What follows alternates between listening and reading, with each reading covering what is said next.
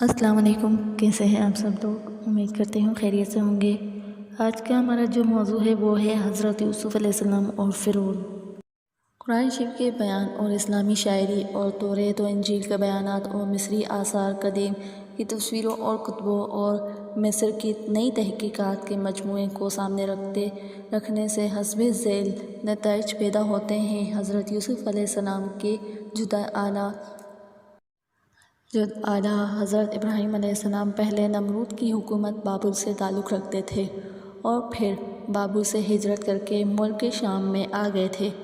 ان کے ایک بیٹے حضرت اسحاق علیہ السلام شام میں تھے اور دوسرے بیٹے حضرت اسماعیل علیہ السلام حجاز میں تھے، جبکہ اور حضرت ابراہیم علیہ السلام دونوں ملکوں میں آتے جاتے رہتے تھے۔ حجاز میں رہنے والی عرب قوم ہکسوس کہلاتی تھی اور جس کے سردار کا نام سالس تھا۔ حضرت اسماعیل علیہ السلام کی نسل حجاز میں تھی اور اس نے گھوڑوں اور رتھوں کی فوج لے جا کر مصر فتح کر لیا تھا اور مصلحت ملکی کے سبب مصریوں کا مذہب اور تمدن بھی اختیار کر لیا تھا، اور یہ لوگ ہکسوس خاندان کے فرعون کہے جاتے تھے۔ گویا حضرت ابراہیم علیہ السلام کے بیٹے حضرت اسماعیل کی اولاد مصر پر حکومت کرتی تھی اور حضرت اسحاق کی اولاد شام میں حکومت کرتی تھی۔ حضرت یعقوب علیہ السلام ملک شام کے شہر کنعان میں رہتے تھے اور حضرت اسحاق کی نسل میں سے تھے، اور ملک شام کبھی کبھی فرعون مصر کے قبضے میں چلا جاتا تھا۔ حضرت یعقوب علیہ السلام کا نام اسرائیل تھا اور ان کی اولاد بنی اسرائیل اور یہودی کہلاتی تھی۔ حضرت یعقوب علیہ السلام کے 12 بیٹے تھے اور حضرت یوسف علیہ السلام اور بنیامین ایک ماں سے سگے بھائی تھے، جبکہ ان کے باپ چھوٹی بیوی کے ان چھوٹے لڑکوں سے زیادہ محبت کرتے تھے، جس پر بڑے بھائیوں کو حسد ہوا۔ حضرت یوسف علیہ السلام کو شکار کا بہانہ کر کے جنگل کے کنویں میں ڈال دیا گیا۔ بعد ازاں کنویں میں سے نکال کر ایک قافلہ ان کو مصر میں لے گیا اور غلام بنا کر بیچ ڈالا۔ فرعون کے وزیر عزیز مصر نے ان کو خرید لیا۔ عزیز مصر کی بیوی زلیخا یوسف علیہ السلام پر عاشق ہو گئی، اور جب حضرت یوسف علیہ السلام نے زلیخا کی محبت کا حسب منشا جواب نہ دیا تو زلیخا نے حضرت یوسف علیہ السلام پر بہتان لگا کر اپنے خاوند سے یوسف علیہ السلام کی شکایت کی اور عزیز مصر نے ان کو جیل میں ڈال دیا۔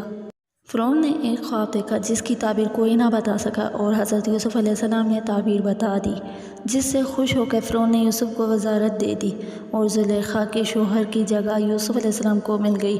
اس طرح یوسف پورے مصر کے وزیر اعظم ہو گئے۔ قحط کے سبب ملک شام سے حضرت یعقوب علیہ السلام نے اپنے بیٹوں کو غلہ لانے کے لیے مصر بھیجا تو یوسف علیہ السلام نے اپنے بھائیوں کو پہچان لیا اور سیاسی حکمت عملی کے ساتھ اپنے چھوٹے بھائی کو بھی مصر میں بلا لیا۔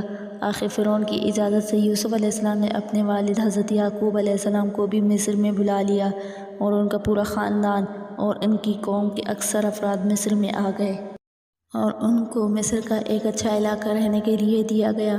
حضرت یوسف علیہ السلام کے کام سے فرعون اس قدر خوش تھا کہ فرعون نے اپنے مورث اعلیٰ سالارتس کا نام بطور خطاب کے ان کو دیا تھا۔ جب حضرت یعقوب علیہ السلام مصر میں آئے تو حضرت یوسف علیہ السلام نے ان کو فرعون سے بھی ملوایا۔ فرعون نے یعقوب علیہ السلام کی عمر پوچھی تو یعقوب نے اپنی عمر 123 برس بتائی۔ مصر کے قدیمی حکمران خاندان نے ہکسوس اسماعیل عرب خاندان کی حکومت سے بغاوت کی، اور طویل خون ریزی کے بعد ہکسوس خاندان کی حکومت جاتی رہی۔ اس طرح قدیمی خاندان پھر سے سر اقتدار آ گیا۔ حضرت یعقوب علیہ السلام کی اولاد چونکہ ہکسوس اسماعیل عرب نسل سے تعلق رکھتی تھی اور ہکسوس نے ان کو مصر میں لا کر آباد کیا تھا، اس لیے نئی حکومت نے یہودیوں کو غلام بنا لیا اور ان کو اپنے وطن ملک شام میں واپس جانے سے روک دیا۔ فرعون منفتح کے باپ رامسیس دوم کے زمانے میں حضرت موسیٰ علیہ السلام پیدا ہوئے۔ اس وقت بنی اسرائیل کی تعداد 6 لاکھ تھی، اور فرعون ڈرتا تھا کہ یہ قوم بغاوت نہ کرے، اس لیے اس نے حکم دیا تھا کہ بنی اسرائیل کے ہاں جو لڑکا پیدا ہو قتل کر دیا جائے۔ حضرت موسیٰ علیہ السلام پیدا ہوئے تو ان کی ماں نے قتل کے خوف سے ان کو صندوق میں ڈال کر انہیں دریا میں بہا دیا۔ صندوق کو فرعون کی بیوی نے نکال لیا اور بچے کو بیٹا بنا کر پالا۔ جب موسیٰ علیہ السلام جوان ہوئے تو انہوں نے اپنی برادری کے یہودی کی حمایت میں ایک مصری کو مار ڈالا جو فرعون کی نسل میں سے تھا۔ قصاص کے ڈر سے موسیٰ مصر بھاگ گئے اور حضرت شعیب کے ہاں پناہ لی۔ شعیب نے اپنی بیٹی کی شادی موسیٰ سے کر دی۔ جب موسیٰ نے سنا کہ فرعون مر گیا ہے اور اس کا بیٹا منفتح فرعون ہوا ہے تو وہ مدین سے رخصت ہو کر اپنی بیوی اور بھائی ہارون کے ساتھ مصر میں آ گئے۔ راستے میں طور پہاڑ ملا جہاں خدا نے ان کو پیغمبری دی اور معجزات دیے۔ موسیٰ نے فرعون کو بنی اسرائیل کا عقیدہ قبول کرنے کی دعوت دی اور یہ بھی درخواست کی کہ وہ اپنی قوم کو مصر سے شام میں لے جائیں۔ فرعون نے کوئی بات نہ مانی تو موسیٰ نے مصر سے 3 کوس دور جا کر گائے کی قربانی کی اجازت چاہی تاکہ ان مصریوں کی دل آزاری نہ ہو جو گائے کی پوجا کرتے تھے۔ یہاں سے فرعون نے بہت سے جھگڑوں کے بعد مجبور ہو کر اجازت دے دی اور موسیٰ قربانی کرنے کے بعد اپنی قوم کو شام کی طرف لے چلے۔ فرعون نے یہ خبر سنی تو وہ فوج لے کر تعاقب میں آیا۔ موسیٰ اپنی قوم کے ساتھ دریا عبور کر کے نکل فوج اور فرعون دریا عبور کرتے وقت ڈوب مر گئے۔ اور یہ بھی ظاہر ہوتا ہے کہ یہ قوم کسی فرعون کے بارے میں کسی خود سری یا بغاوت کے سبب معطوب ہو گئی تھی اور اس قوم کو بھی بنی اسرائیل کی طرح فرعون نے غلام بنا لیا تھا، اور یہ قوم بھی بنی اسرائیل کے ساتھ مصر سے حضرت موسیٰ کی ہمراہی بھاگی تھی۔